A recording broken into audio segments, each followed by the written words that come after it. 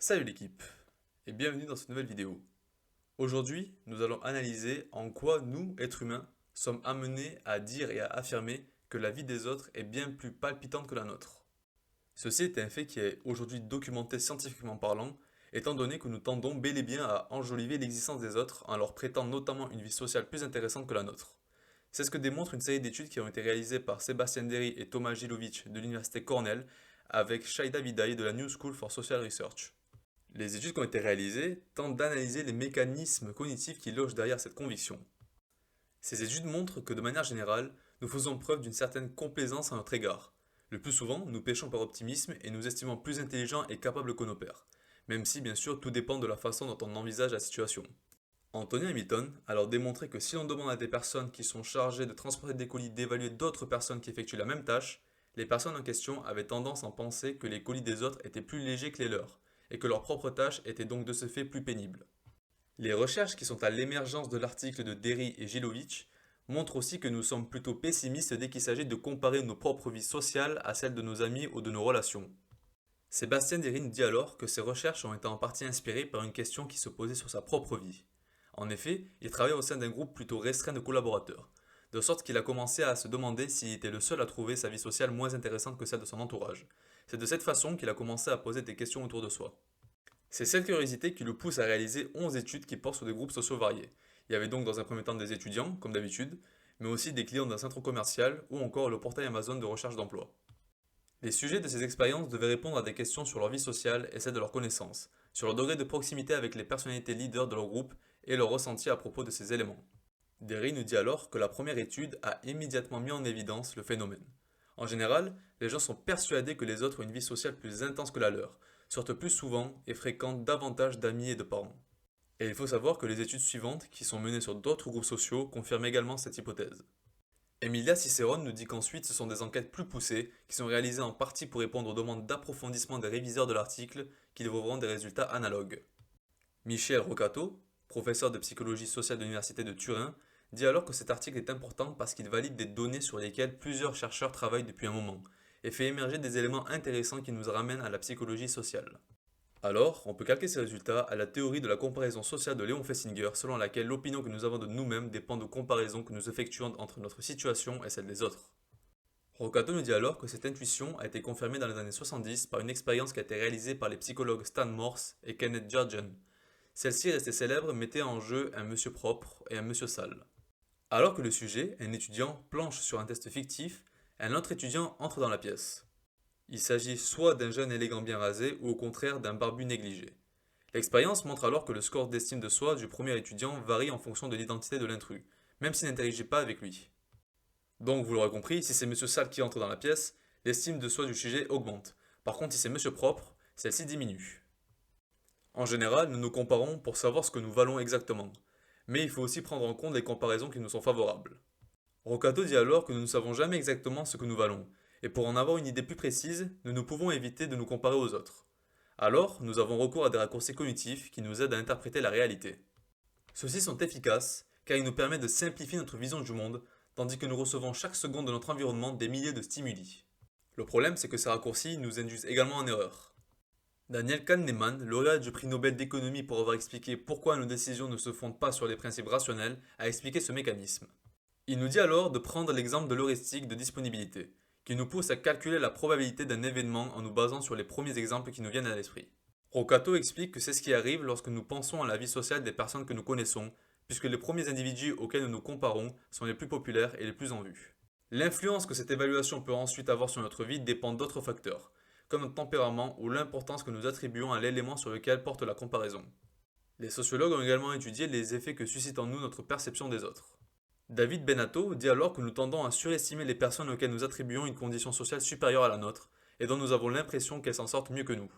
Le bémol, c'est que nous analysons la réalité en nous concentrant sur des aspects qui nous intéressent et que nous les interprétons un peu à la manière d'un test de Rorschach sociologique, y voyant ce que nous avons envie d'y voir. Derry et ses collègues ont conçu certaines expériences qui permettent d'élucider les causes de ce phénomène.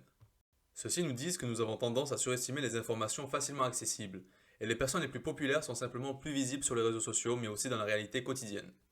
Un étudiant qui prépare un examen dans sa chambre de cité universitaire est bien conscient qu'une fête a lieu à l'autre bout du couloir, tandis que ceux qui sont en train de s'amuser ignorent sa présence. Derry nous dit que de manière générale, nous ne prenons pas en compte un échantillon représentatif.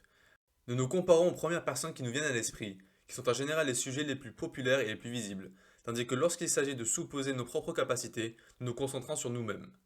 Sans compter que ces évaluations de notre vie sociale, à la différence de ce qui se passe pour l'intelligence et le succès, sont effectuées au sein d'un même groupe, par rapport à des personnes que nous percevons comme similaires à nous, ou légèrement supérieures, puisqu'il s'agit du groupe qui retient le plus notre attention et avec lequel nous nous comparons le plus souvent. Dans la vie de tous les jours, il suffit d'un rien pour attribuer à une personne toutes sortes de qualités qui sont supérieures aux nôtres. Combattre ces pièges suppose une bonne connaissance des biais psychologiques. Si la supériorité d'un Elon Musk ou d'un champion du UFC ne menace pas nos dons intellectuels ou sportifs, les succès sociaux de nos connaissances nous marquent profondément. Surtout que comme l'explique O'Brien, lorsque nous pensons à nos relations les plus en vue, nous ne les imaginons pas dans leurs activités quotidiennes, loin de regard des autres, comme le font les gens ordinaires. Or, si on demande à des sujets de décrire en détail la vie d'une personne qu'ils admirent, en établissant par exemple son emploi du temps heure par heure lors d'une journée quelconque, cette vision fantasmée tend à s'équilibrer et les sensations négatives d'envie et d'infériorité qu'ils éprouvent commencent à diminuer. Car oui, c'est bien l'envie qui pose problème. Cette émotion n'est pas tout à fait comme les autres, ce que suggère sur un plan symbolique l'image des 7 péchés capitaux. Rocato nous dit que l'envie est le seul de ces péchés qui ne s'accompagne vraiment d'aucun plaisir. L'envie n'est pas socialement acceptée, et en plus de ça, elle est difficile à reconnaître. Pourtant, elle est presque inévitable, étant donné l'omniprésence de la comparaison sociale. Cependant, si nous souffrons d'une comparaison à notre désavantage avec une personne de notre groupe, nous pouvons quand même réagir. Et selon Rocato, cette réaction dépend là encore de notre personnalité. Nous pouvons nous laisser succomber d'une jalousie destructrice qui nous rongera de l'intérieur, ainsi qu'au désir de nuire à l'autre. Ou alors, on peut éprouver ce qu'il est possible de définir comme une envie bénigne qui nous pousse à nous améliorer et à combler la différence qui nous blesse. Emilia Cicérone nous dit que tout cela doit être pensé sans jamais perdre de vue l'importance de la sociabilité pour notre bien-être. En effet, nous savons qu'une vie sociale satisfaite représente une exigence psychologique fondamentale, qui a un impact sur notre stabilité émotionnelle et notre bonheur en général, tout en ayant un effet protecteur sur notre santé. C'est ce que nous dit Derry. Selon lui, le phénomène de comparaison que nous venons d'évoquer ne touche pas nécessairement des individus solitaires, mais des personnes qui se perçoivent comme moins sociales que leurs connaissances. Et l'on manque encore d'études approfondies sur ce sujet. Même si deux des recherches qui ont été réalisées par Derry font apparaître une corrélation entre la perception de notre vie sociale et notre état général de satisfaction. Selon Rocato, une situation exacerbée par les réseaux sociaux augmente d'autant plus la possibilité de comparaison sociale, laquelle était auparavant plus limitée dans l'espace et dans le temps. Nous sommes tous d'accord, recevoir une carte postale ou écouter une personne raconter ses vacances ne provoque pas le même effet que le flux constant d'images séduisantes nourries par nos écrans. C'est l'un des thèmes que Derry et son équipe sont en train d'approfondir, d'après l'hypothèse que la fréquentation des réseaux sociaux pourrait stimuler notre sentiment d'inadaptation, mais sans oublier pour autant que ce phénomène existait avant la diffusion de Facebook et Instagram.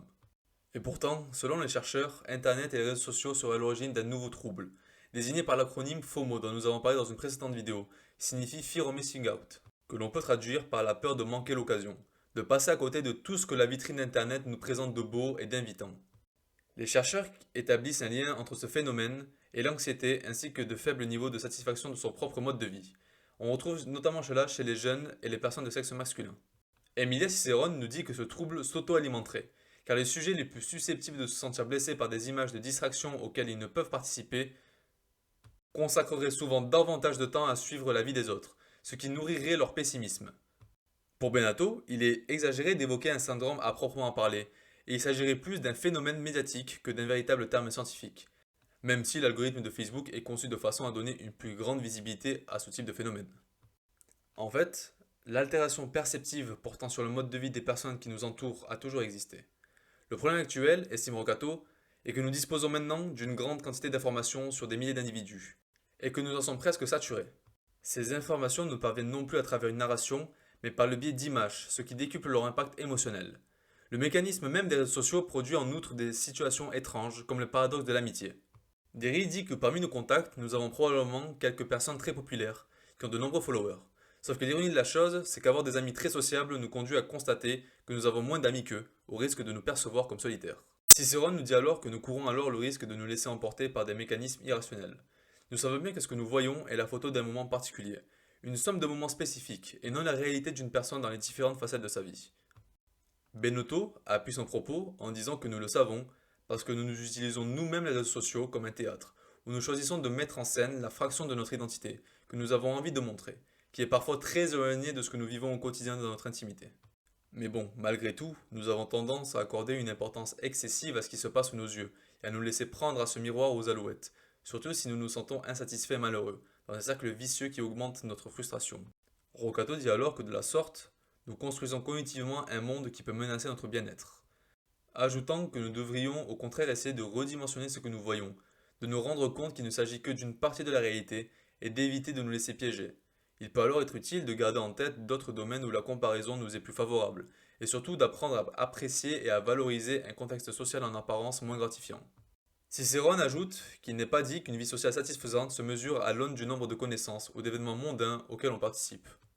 Derry rajoute que nous n'avons pas de données relatives à la qualité des expériences sociales que nous expérimentons, mais nous devons tenir compte du fait que nous nous fondons sur un modèle culturel typiquement occidental. Les cultures orientales, par exemple, pourraient accorder une importance plus grande à la profondeur des relations nouées. Et puis, pourquoi ne pas dénouer un temps les regards de la vitrine des autres et reporter notre attention sur ce que nous avons? La sagesse, disait saint Augustin, est de continuer à désirer ce que nous avons. Autrement dit, à valoriser ce que nous sommes sans se comparer continuellement, en sachant mettre en exergue la richesse et l'importance de nos expériences, plutôt que leur nombre. Merci à vous.